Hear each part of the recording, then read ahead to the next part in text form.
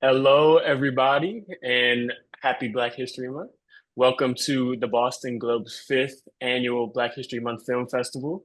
For all the participants who are in the Zoom today, there will be a question and answer portion at the end of this panel. So please make sure that you're thinking about what questions you want to ask to these amazing panelists. We would love to hear from y'all and get y'all engaged and have them engage with y'all. My name is Julian Sarapru. I'm an arts reporter at the Boston Globe, and I'll be the host of the conversation today. And today we're discussing the Narratives in Black podcast series with the creative voices behind it, who I have the pleasure of introducing today. So, first, we have with us Amanda Shea, who is a three-time Boston Music Award-winning spoken word artist. She wears many, many hats. She's an activist. She's a former educator. Amanda, welcome. Thank you so much for being here with us. And I want to ask you, what figure in Black history is on your mind today? Who do you want to uplift? Thank you so much for that intro, Julian. It's always great to be in good company with you. I also want to thank the Boston Globe for having us today. This is exciting. I have two. So I have a quote from Nina Simone that I live by, where I'm paraphrasing, where it says, it's our duty as artists to reflect the times in which we live in, which I do my due diligence to live by every single day, especially in my spoken word poetry. And then there's another one that comes to mind, Booker T. Washington. I'm about to read the book Up from Slavery, who also coined the term Black Wall Street. So those are my two for this Black History Month. And my mama, Hey. and my mama. Yeah, well, I hope she's watching because you might have earned some extra points doing that one. But great people to uplift and learning something new a little bit already. And then I also have the pleasure of introducing Amir Dixon. Amir is an award-winning filmmaker, visual artist, founding creative director of A&I, Amir Now Incorporated, which is a full-service creative and visual design firm. Amir, same question to you: what figure in Black history is on your mind today? Well, first, I would like to say welcome to everyone, and thank you, Boston Globe, for having us and inviting us for the screening today. The person that comes to mind for me is Audre Lorde. I've been, with everything going on in the world right now, her quote, "I'm deliberate and afraid of nothing," has really been front of mind for me around how can we as creatives, as Black folks, period, how can we be intentional and deliberate with our actions and walk in a space of fearlessness? So that's what I'm thinking. Thank you again for having me. Got you, got you. You dropping the spoken word today, Amanda. Give Amanda a run for her money. I'm around Amanda all the time, child. So it comes together. It comes together. Right, right. That's creativity running out from each other. So while I'll give a little intro of Narratives in Black. It's a podcast series where y'all are exploring the untold stories, creative visions, and powerful legacies of Black leaders and innovators shaping Boston's cultural landscape. From trailblazing artists to entrepreneurs to community activists and visionaries, y'all are trying to celebrate the voices making waves and inspiring change. The episode that we are, discussing today is with Michael J. Bobbitt, who's the executive director of the Mass Cultural Council. He's the highest ranking government official in the state when it comes to arts and the creative industries. And I think a place to start always is at the beginning, right? So why don't we give a little bit of behind the scenes before we get into the episode? Amir and Amanda, talk to me about where did the idea for Narratives in Black come from? How did that come about? You can go. Okay. So yeah, Amanda and I produced a film called Black Narratives in Boston's Black Queer and Trans History. And in that, we found that there were so many other stories that people were telling us and we were hearing and experiences that folks were having that I felt that there was no centralized place for us to, have those conversations. I often think that as Black creatives, as Black entrepreneurs, we're often operating from a space of deficit, or we're operating from a space of we are trying to get ahead, or we're trying to center this thing. And we just want to create a space where we can have extended conversations about things that, impact all of us in many different ways. And talk to creatives and entrepreneurs who have gone through those things, and what are the tools that they use, what are the lessons that they learned, and we want to be able to give that back to our community. But then also just thinking about, as Black folks, our tradition comes from storytelling. That's how we passed information, taught each other, teach each other, is through sharing stories. And yeah, that's where it came from. Oh, and just to add on to what Amir had said, oftentimes we hear from people like Michael, and other folks in the season, which I don't know if we want to really, do we want to tell people who else is featured in the season? We'll wait. Hmm. But people like Michael, Jay Bobbitt is just incredible. And it's more so like, what got you to the place of where you're at today? We hear the resume, we know the accolades, we see the awards, we see all of the things and the accomplishments. But what about your childhood? What would little Hmm. Michael J. Bobbitt say to himself in this moment of reflection? What kind of folks have inspired you on your journey to get you to where you're at? What challenges and obstacles have you faced and may have pivoted from what your original ideology was of what your career was going to look like to get you to the now of Hmm. what your career looks like? And I feel like we haven't had those background stories, or we don't often have the chance to hear those background stories. So with the Hmm. podcast, I feel like it delves really, really deep into all of that history, but also like, what Hmm. does your future look like now that you're here?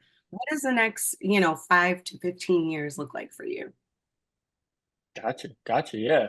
And Amir, I wanted to ask you, I think primarily you're doing the behind the camera stuff, right? A little bit of like the visual direction of the podcast. Obviously, we know now podcasts are more than just audio, it's also visual. You got to have the video behind it. So tell me a little bit about, the stylistic choices you made and kind of how to shoot the podcast, the lighting. I saw there's a little bit of like lavender in there, making sure everybody's skin looked good, and the set dressing with the furniture and stuff. Talk to me about those decisions. How did y'all make those decisions and why? Wow, I rarely get asked questions like that, so I want to say I appreciate that. Creatively, one, I wanted to make sure that we are highlighting our Black skin in the best way. But also, we wanted to create a scene where Amanda's like around a kitchen table or at your home with you, or you're at her home with her, having these sorts of conversations that sometimes in things that you'll hear in the series, there's some uncomfortable conversation. So we really wanted to create one, a comfortable space, but also a familiar space for the people watching and for folks at home. This is Amanda around her kitchen table or at home at her living room, having these sorts of in-depth conversations. And that's the space we wanted to create. But creatively, again, it was about, highlighting and celebrating our melanin and making sure that it is shown and seen in the best way. Yeah, well, y'all did an excellent job. I was shocked when Michael said that, he's 52. I was like, wow, he looks great. Okay. Listen, But I'm And sure the it's lighting skinning. helps too. I need that health regimen, okay? Yeah, Okay. But also, definitely. And I would be remiss that's to just, say that, traditionally in the art sector and in film, mhm, especially and photography, Black folks weren't always highlighted in the best ways, as mhm, we know. And it was really, really important, discussing this with Amir about showing up and in having the right color correction on our skin to mhm, highlight our skin, because we know traditionally, where we've not always been shown in the best of light. And that's a double word. right. Hmm. Yeah, all the little details mean something whenever you're making a creative project. And Amanda, I want to talk to you about you're in front of the camera work. You're the host. You're asking the questions. Your style is very conversational. And you mentioned too a little bit about how you asked Michael about his childhood. Right off the bat. Talk to me about entering the conversation in that way. I think a lot of people when they get a government official on their show, they're not diving into your childhood, why you are the way you are. Why did you want to start there? What was the purpose of centering the conversation in that way? I think it's important, the journey. Sometimes people as artists we focus on the destination and not always on the journey itself. And I Mm. thought it was really important to ask somebody like him, like, when are you going to ask Michael J. Bobbitt about his childhood? Probably never, Yeah. right? And also because, like Amir had said, it's a familiar space, it's a safe space, it's a comfortable space. I wanted to just jump right in because I'm curious on what his journey looked like to get him here. Like, where is he from? Who was he raised Mhm. by? Who was his inspirations and his family? I mean, so most people, especially artists, they always say like my grandmother painted or my father played music or my mother, was a spoken word artist. So I kind of wanted to know like why now, why this? Mm. And it's really interesting listening to his story because he didn't start out in this direction at all. In fact, if I'm Mhm. recalling the episode correctly, he started in dance Mm. as an artist himself. And I believe it was ballet, if I'm really remembering the conversation. So, like, that kind of threw me for a loop. I was like, wait, what? And, it was really interesting hearing that. But, like I said, most of the time we see these people front facing in their responsibilities and in their Mhm. job titles, and we don't get to ask them the intimate questions that we may be curious about. So I thought this was the perfect opportunity to kind of jump right in and also like surprise surprise, we're going to talk about everything. So I figured if Mhm. we spoke from a place of childhood and kind of go from there, the story would unfold itself. Mm. Gotcha. And one of the things that came out of centering that conversation and kind of his, early development as an artist was, he said that the arts are the thing that saved him. You're both artists. I wonder if you could tell me about how that statement kind of sat with y'all when you heard him say that. I mean, Um,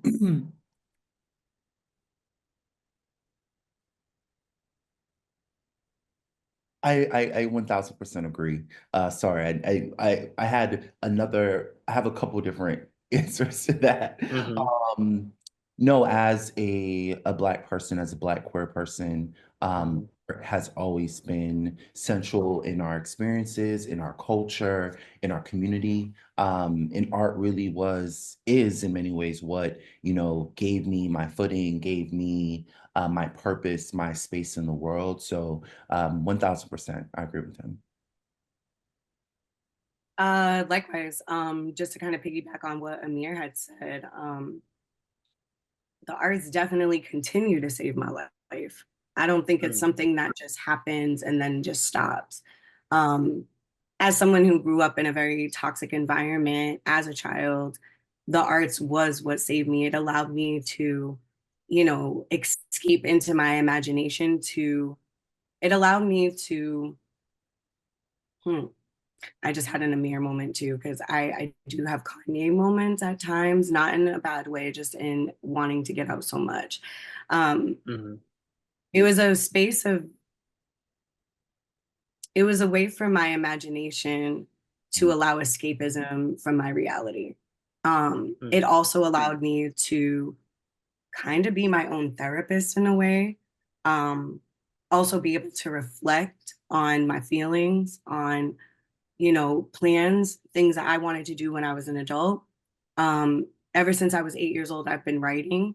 So for me, I always tell people before I had a therapist, which therapy is key. Before I had a therapist, writing was my therapy. So for me, I Hmm. feel like art continues to save my life in so many different ways, even in the moments of darkness. I always turn to art and creativity, whether it be all of the mediums, whether it be film, writing, photography, dance, museums, exhibits. I'm constantly trying to immerse myself in the consumerism of what art is for me. Mm. Mm. Gotcha. Yeah, it's very profound. I appreciate both of y'all for sharing such, vulnerable answers. And speaking about art as therapy for health, right? That's something that Michael is trying to push through with MCC and their Arts RX program. But also, we know that arts can be weaponized as well, right? Like something that Michael talked about growing up in the DC area, right? Is that he took trumpet lessons at the Kennedy Center, and obviously, the Kennedy Center has been in the news lately. We've seen Donald Trump now move to take over the Kennedy Center in the past few weeks. The president is making a lot of decisions very quickly on a range of topics, and that includes the arts. So I wonder if y'all can tell me, what's your reaction to, the way that Donald Trump has been trying to reshape the arts in his political vision ideology. And why do you think that's part of his agenda? You know, when some people probably said the arts, why is he even focusing on that? Is something that he's trying to, affect.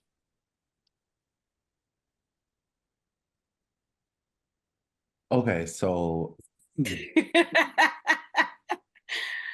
um go. Let it all, yep, take the sip of water. We so constantly talk. yeah, this is a constant conversation. Um So I think what the issue is, and we have to start naming it, right? We are in a Mhm. place of um radical Christian nationalist white supremacist ideology, and we have to be able to name that and understand where that comes from, right? I think that it seems like it's like, oh, it's the golden age of art, and we are gonna just take this Mhm. over. But this has been in the works, right? There is something called the Seven Mountains that the white Christian nationalists, this is their stomping ground, their ideology. Their idea is we take over local politics, take over the church, take over education, and take over the arts, among other things. It's seven different pillars that Mhm. they see as the forms that they need to take over. So Donald Trump is just doing his part in upholding white Christian nationalism, right? And I think that until we start naming that, we act surprised that these things are happening when he said he was going to do these things. His party put out the Project 2025. It outlined, what he's doing with the art sector and art culture right now. So to me, it's terrorism, and it's really about, art is. I always say to people, if I hear a Brazilian song or I hear a song that's not in English, it doesn't matter because it makes me feel something, right? A lot of Mhm. times you hear songs from folks and you might not understand what they're saying, but you can feel that. And that is what art does. Art makes us feel, art makes us move, art moves us to action. So it's smart for him to go and take on the art sector, but understanding that this has the Republican Party, the right wing, the Christian nationalists have laid out this ground already, and they're just acting on it. I feel like Amir just answered the question, but just to piggyback on that, I mean, this has not been something that we're not um, used to, unfortunately. I feel Mhm. like arts are the one of the most rawest and truest forms of expression. And like Amir said, it provokes feeling and emotion, even when you don't necessarily can interpret it or understand it for what it is. It still invokes that feeling, whether Mhm. it be passion, anger. We've seen this in music for years. I mean, when NWA came out and was very political in their messaging and was taking a stance, when we see Nina Simone, there's just so many beautiful artists, Bob Mhm. Marley, making music, speaking up about the atrocities, rest in peace, Nikki Giovanni, who also was very vocal and still is vocal about, and when I say still is vocal, that means her art still lives on even after her Mhm. physical presence is no longer here. It allows us to have this visceral reaction to what is happening around us, and being a way to give us the language, but also allow us to form the communication around what that feels like, what that looks like. Again, reverting Mhm. back to the beginning of this conversation of Nina Simone, where it's our duty as artists to reflect the times. If we don't put this in some kind of art expression form, it's almost like it doesn't exist. And that also is another reason why we did this podcast. Was it's digital archiving at its finest. If we're not able to tell our stories, who will? And as we've seen, especially with Black and Brown people, erasure is still very much prevalent Mhm. today. And we see that with our president of the States. Like, I don't even want to say our president, but the president of the United States. Like, we see that. And that's probably the biggest way to silence people, right? By taking these things away, like funding. taking away opportunities. I'm getting emotional just talking about it. You know, we're Mm, watching the DEI initiatives being rolled back and people choosing sides. Like it's really it's a very difficult time right now. But I feel like the revolution will not be televised. And as we've seen with the Harlem Renaissance, as we see with Black Boston, like mhm. we are rising up to that occasion. We're not going to be quiet about it at all. Yeah, speaking on that point, I wanted to re-invoke, something Amir said about art moves us to action, right? And it's something that Michael talks about in the episode a bit too, right? Art as a solution to existential crises that we face as societies, right? In this moment of political turmoil, obviously decisions that have, made a lot of people very upset, what role do you think arts will serve in resistance to those in power? Action. I think art will be the central point of action. I think that because it's a language that we all understand, Mm, um, it's a language that we all can connect to. I believe that art is going to be used as a form of action. Just my immediate thought. And to add to that, vulnerability. I Mm, feel like people say, love, can heal us all. And that is very true. But right before you get to mm, love, you have to get to vulnerability. In order for somebody to love you, they have to get to know you. And what ways can somebody get to know you when you are fully yourself and you are naked in front of them, telling them this is your experience? It creates understanding, it creates relatability, and it also creates that love, that connection that you need to the artist in order to understand and be able to carry that on and move that forward. And I feel like that is exactly what that is. It's a call to action through vulnerability. mm. Gotcha. In this day and age, when so much stuff is right around social media, is the way people engage with each other. We see maybe less human interaction. How do y'all, kind of get to that point of being vulnerable and reaching people when it can be so difficult to get people, out the house or to say, come see my in-person event. Even this we're doing virtually. So talk to me a little bit about that. How do you reach people in a moment when you feel like it's so crucial to reach people and change people's, hearts and minds or see things differently? I would say, and I don't want to sound like generic or very like surface with it, but it's just the truth. I think we just have to keep creating and keep acting and keep doing, right? Um, I think as long as we continue to create the spaces and create the content and create the work, this what's the saying from Toni Morrison, it's to build it and to walk out to the ledge, and they're going to follow you or not follow you, right? And I believe that Mm, as creative, as artists, as creative organizers, that is our work, is to just keep creating and keep doing. And the folks that need to see the work, that need to be engaged with the work, they're going to find you. mm. I have so much to say about that question. Can you repeat the part about social media so I don't go on a tangent? No worries, take it whatever direction you want. But yeah, I was just saying in a time when it can, social media is a powerful tool, right, to reach people who we wouldn't otherwise reach, but can also be something that stops us from maybe going out and actually, meeting people or engaging with them on a, face-to-face human being level, which is obviously so important to art making and making meaning out of it and moving it from just the intake to the action part of it, right? Like, how do you force the issue of taking it beyond just a virtual thing, especially, with this podcast, right? Like it's going to be something online, people hopefully intake it there, but then how do you want people to take that and show up and, take it out into the world?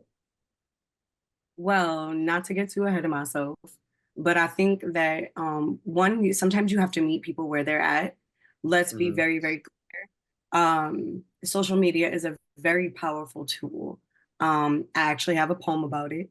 And I have like a love but a disdain for social media in so many ways as an artist, just for the simple fact that I do feel that we can be triggered and we can have a lot of trauma come up from social media, especially when there's not a lot of guidelines around what we're consuming, especially when I'm Mm, able to just open up my timeline and just see whatever. I can't necessarily control it. At the same time, social media is a very powerful tool in ways where we can connect with people all around the world. It's not just in our mm, neighborhoods. I would be remiss if I did not say that activation and taking up space is still very much a top priority to me, even though we live in a very digital age. I think that in order for us to really, really connect is like in person, because then you get to feel the energy in the room. This is kind of like a buffer in a way, mm, where technology, and if I don't know if I'm going too far, but like frequencies and things like that do disturb and can disrupt the actual connection that we feel when we're actually in person. So with that being said, it's like I've never been a viral poet. And that's not what I aspire to be at all. At the mm, same time, I do realize the importance of being viral. And somebody really, really profound, Miss Cat Morris, Catherine T. Morris, has said to me, how do you create a movement from a moment? And mm, I think that that has been resonating with me for the last almost week now, is like, how do you create a mm, movement from a moment? And I feel like digital archiving and putting ourselves out there on social media platforms is part of that. How are you able to transform and alchemize pain into purpose if you're mm, not putting yourself out there? And I think for me, that's one of my major goals, is like I'm transforming my pain into purpose. I'm alchemizing all of the emotions that my community sometimes can feel and go through, and all the turmoil that we feel and we're going through, and turn that into purpose, but also into healing. And when we mm, connect with each other in person, also as a Black queer woman, it is very important for us to take up space. It is very mm, important for us to activate spaces, not only for ourselves to commune in community, but for our younger generation to follow that same path. If mm, we open these doors for them to run through, then we are creating that movement that we are referring to from a moment. People are impacted every single day by connecting with each other, just by an energy frequency, from a word that is said, from like Amir had said, through music. These are things that can impact you, that have long lasting effects on who you transform into later on in life. So I think for me, it's really important, considering a lot of the youth that I'm an educator in BPS schools, and also for a nonprofit 617 Peak, where I think it's really important for the youth, because they are spending so much time online, for them to be able to see what they can create and what they can transform mm. onto the platform, but also understanding that going back to self and being able to um, convene with people in person is also part of the mission as well. Mm, gotcha. Yeah, I think it's a very profound way to put it, and you touched on a lot of the things that I'm trying to evoke there. And I think it transitions well to the next question, which one of the quotes that Michael said that I think was very very profound also, and I saw you react to it on the episode, Amanda. Was he said if you're not at the table, then you're on the menu. I mean that's amazing. I never heard that before, and he's referencing policy decisions, referencing just being in the rooms where decisions happen, right? That you have to show up. I wonder if you could talk to me, both of y'all, about how that quote kind of ties into the larger goal of this podcast series, right? You're talking about elevating these narratives, these folks in the Black community in Boston, and showing the work that they do. So talk to me a little bit about how you are, helping, set the table, so to speak. Yeah, so I totally feel that that statement from Michael is it's the truth, right? I think that if we are not at the table, we're on the menu. If we are not advocating for our needs, advocating for our communities, advocating for our experiences, we are the first ones to be put to the side. We're the first ones on the chopping block. And for me, specifically, in creating this body of work, it really is about I want to give other people tools. I want to give other people ideas. I want to give other people the space to, I heard someone say earlier this week or last week, at this point, all the days are going together. It's about landing and expanding, right? For me, when I moved to Boston, it was meeting other Black queer folks that made me realize, oh, I can start a business. Oh, I can make this creative thing that I do on the side. I can make this my career. I can make this my purpose. And it was because I heard and saw other people affirming that look like me, affirming that too. So I definitely think for me, that's what I wanted to do with this project. It's about, creating the space for folks to expand their ideas, expand their thoughts, and to understand that there is not a glass ceiling for them, right? That they can smash through that glass ceiling, that they can do that thing that they have a vision Mm-hmm. for.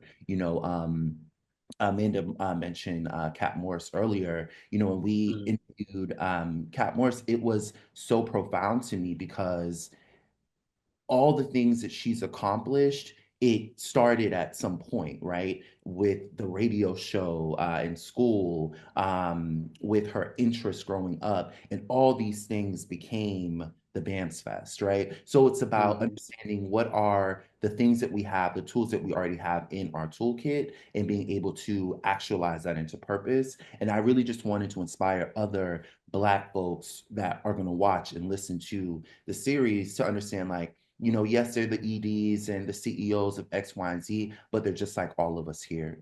And they've all had to deal with very similar things that we've had to deal with. And these are the tools, these are the steps, these are the things that, they use to activate that. And I also just want to, if I can go back real quick, Mm-hmm. I would be completely remiss if I don't mention this. It really was the work of Amanda and our co-producer Olivia, who was able to really dig into each person's story and to find the things that we wanted to make sure that we bring out and mention. So Mm-hmm. I just want to acknowledge that hard work, that the pre-production work, that Amanda and Olivia did that really brought forth this body of work. So I just want to say I'm grateful. Yeah, it's great journalism. Trust me, I get it. You got to do the research beforehand if you want to ask good questions. Amanda, anything you want to add to that about, kind of setting the table and how it comes to this conversation? I feel like Amir kind of named everything, honestly. And also, I just want to give flowers to Olivia as well, because a lot of this was really about digging into their past. Like it was giving, we're all in your business. And Olivia was able to execute that so beautifully and articulate. Um, I will say, thinking of Michael's quote, it's funny that you brought that up because I completely, you don't remember every single thing that is said, but if you are Mm-hmm. not at the table or creating the table, you are on the menu. And it's so important for us to say that because when I think about from a political standpoint, that is so true. It's like if you're not voting, if you're not going to these elections, if you are not paying attention to what is going on in your social climate, you will get eaten up out here. And as we see with a lot of what is going on right now, who is affected? The folks Mhm. that are not going to that table or creating that table, we are being the ones who are being attacked, who are getting our rights that our ancestors have fought for. Affirmative action, are you kidding me? Like, are you kidding me? DEI, are you kidding me? And again, as a Black queer woman, it makes me very fearful of what else. People keep thinking that they're exempt from being affected from all of this, but just like Martin Luther King Jr. had said, like an injustice anywhere is an injustice everywhere. So don't think what's happening here is not going to transcend the entire country, because it will and has. So for me, that quote resonates deeply because not only are we coming to the table, but we're also trying to create other tables for everyone that are very inclusive and equitable for everyone. Gotcha. I Yeah, felt that in creating my the table. spirit. I felt that in my spirit.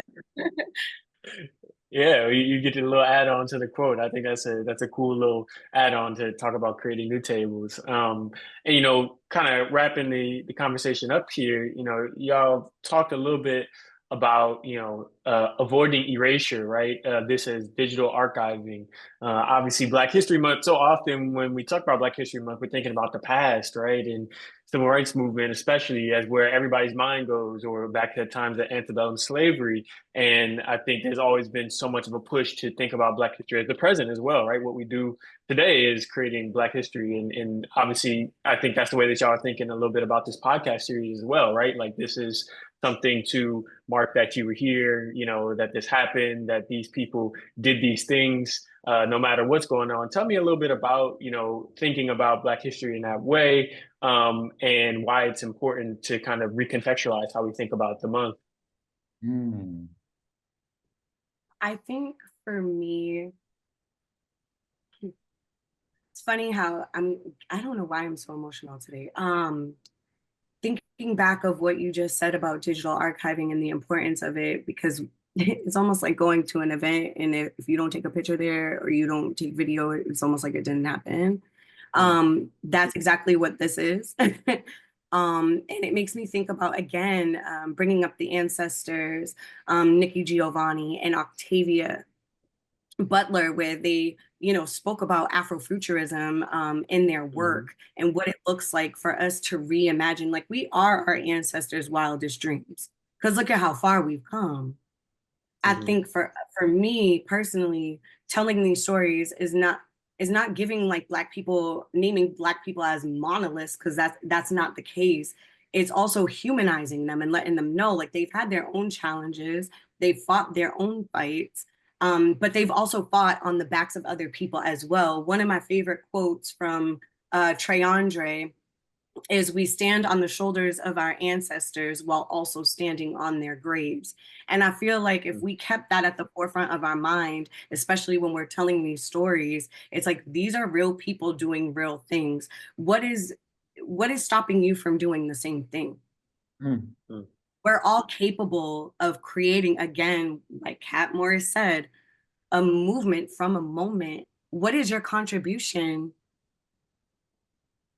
And I feel like this podcast, Black, and the documentary of Black narratives in Boston's queer and trans history, that's important to name.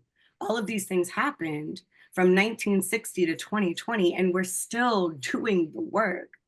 We're fighting the fights constantly. And I know that we get tired, but rest is also an act of resistance as well. So I do want to be mindful of that as well. Like we need to rest, but also we're resting in order to gather up that strength, that confidence to be able to continue fulfilling the needs of our purpose and freeing and liberating our people for generations to come. That's just how I feel. Ooh. Amir, anything you want to add to that? Hard to Yeah, follow up, but yeah, it's everything Amanda just said. No, I think that it's everything Amanda just said. I constantly think of I think of work as in like production phases. So, pre-production, production, post-production. And I think, in this time that we're in, to go back to a question that you had earlier about, what is the responsibility of art in the space? I want to think about that as a space of, think about that in the pre-production space, right? I think that all of us as Black folks have to say, all right, what's our tool? What's the thing that we can do? I know that I can create, I can produce, I can capture, I can storytell in these different ways, right? And now, how am I going to use that body of art in a way to impact Black folks in a positive way? So I think that is a constant on my mind around one, how are we capturing our stories, archiving our stories, but also how are we using all of our skills and the things that we have and what we've created already for positive impacts in community. got it. And kind of wrapping it up here, y'all alluded to Kat Morris a few times. Obviously, you can't do anything in Boston arts without mentioning her. She's obviously a powerhouse. Who else is featured on the podcast series? Can you tell us a little bit about that, and also where can people find both your work and find the podcast if they want to check it out? Yes. Amir, I blame this on you because you named Kat Morris and you alluded that she was on the podcast. So this is on you. No, we have so many beautiful people. We have Michael J. Bobbitt, obviously. We have the amazing Kat Morris. We have Tanisha Nash Lard. We also have Ife Franklin, my auntie. Yes. We also have Ariel Gray. We have Conflict, also known as Jamal Boynet. Am I forgetting anybody? I don't feel like I am. So, No, right? Right. and Okay. Giselle, Giselle Bird. you, executive director at the Theater Offensive. Her episode is probably, I'm a little biased, probably my fave. So, yeah, Giselle, super excited I do for it. not have a favorite. I do not. I'm just gonna say that right Yeah. now. I don't have a favorite. No, I really don't. And I think the reason why is because not only was I able to learn so much, but each episode, gem, gem, gem, gem, gem, wisdom, wisdom, wisdom, wisdom, wisdom. And I think that once people see the full series and get to watch each episode, they're gonna feel inspired. Like if that don't make you get up, get out and do something, I don't know what to do. I don't know what to tell you. Um, you're going to be able to find the episode on YouTube. We're going to be dropping every single Thursday, with rolling out with Michael J. Bobbitt. This was the premiere, obviously, the conversation. So we want to thank Boston Globe again, Janae, your amazing team, for assisting us with that. It's such an honor to be able to even premiere it on a platform like this. Julian, you moderating was just top tier. So thank you. We'll be dropping them Appreciate in it. 2 episodes. So you'll catch part one this week, dropping this week on YouTube. So look out for that. You can also follow our social media accounts at NIB Series. That's N as in Nancy, I as in incredible, and B as in Black. Series on all social media platforms. You can follow me at Amanda Shea all day, or look me up online at www.amandashay.com. Yeah, it's going to be everywhere. And I'm really, really excited. I love the fact that we're dropping it in 2 parts. I think that it's a lot to consume when you're watching this. And I'm not just saying that being biased, but even me, I had to take a step back after filming and being like, whoa, there's real tears, there's real stories, there's real joy. You'll be able to feel that. And I think that's why I'm so honored to be able to host this series, because it's nothing like we've ever seen before.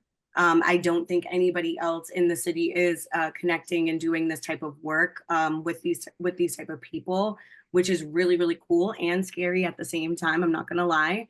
Um, but we're putting it out there, and season 2 is going to be gearing up really, really soon, and I'm really excited for that. Especially considering since it's garnishing a lot of attention thus far, and we haven't even released the episode publicly yet. But people are already asking, like, how do I get an interview? And I think that's beautiful, and I think they need to watch it first before they be like, I want to be on it, because we're going to ask you some questions and we're going to dig into that business. And you're going to be like, wait, how did you know that? Where No, did you find that? um, Right. Clock it. But also you can follow Amir on social media platforms at ANI, Amir Now Incorporated. He also has a website. You know what, Amir, yeah, why am I? yeah, thank you, Amanda. Thank you, Amanda. No, again, I just want to second everything Amanda said. We're grateful. Thank you all for having us, and for this opportunity. And again, find us on across all social medias, NIB series, and make sure you follow us on YouTube, where all the episodes will be dropping. YouTube /NIB series.com. And also follow me, Mayor Now Inc., AMIRNOWINC, across all social media. And if you want to reach me directly, shoot me an email at amir@amirnow.com, AMIR@amirnow.com. Awesome, awesome. Well, thank y'all so much for sharing your insight for your work on this. Best of luck with the drop. Really appreciate y'all taking the time speaking with me today. I hope everybody watching enjoyed. And please go out and support the podcast. So best of luck, everybody. Thank Thank you you. so much. Thank you.